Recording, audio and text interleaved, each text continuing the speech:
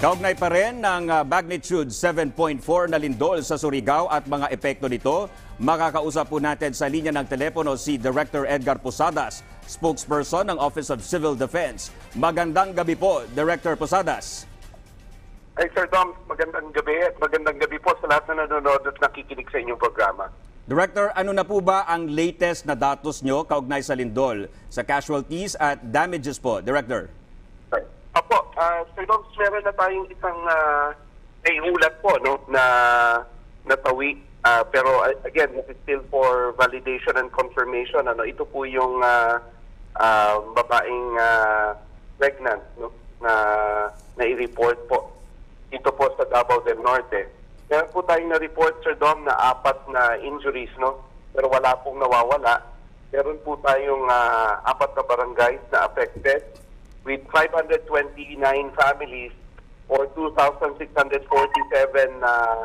mga individual, Sir Dom, no? At meron din po tayong naiulat na isang fire incident. Meron po tayong report on class suspensions kasi marami din sa mga paaralan natin, Sir Dom, ang apektado. So, kanina po, naghihingi sila ng pagkakataon para mas examine po nila, ma-assess nila yung mga school buildings para po mas lalong maging safe yung ating mga mag-aaral. 14 po ito. At meron din pong 11 na work suspensions. Meron na rin po tayong reports on damaged houses sa regions 11 at saka sa 13. 218 to, Sir Doms. Yan po yung damage na infrastructure.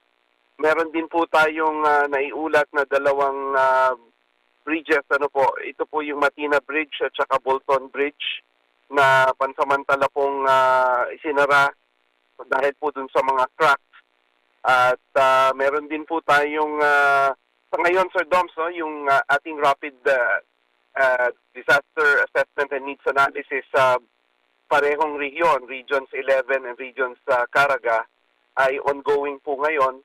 At para po maisaayos, ito rin po ay sa pag-uutos ng ating Pangulo at ng ating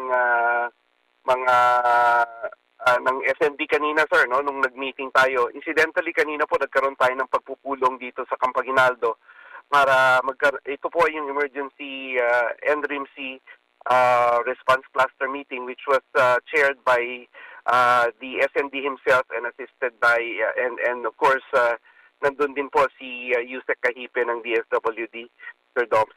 At kayo po ay ang NDRRMC ay nasa blue alert status. Ano pong ibig sabihin nito, Director? Ano po ang inaasahan ng taong bayan kapag nasa blue alert status po ang NDRRMC?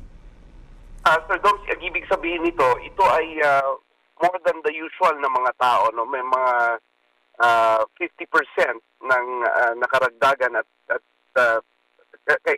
ang mga usual na karagdagan dito mga personnel, Sir Doms, ay yung mga uniform personnel po from the Armed Forces, from the PNP, the Bureau of Fire Protection, saka PCG.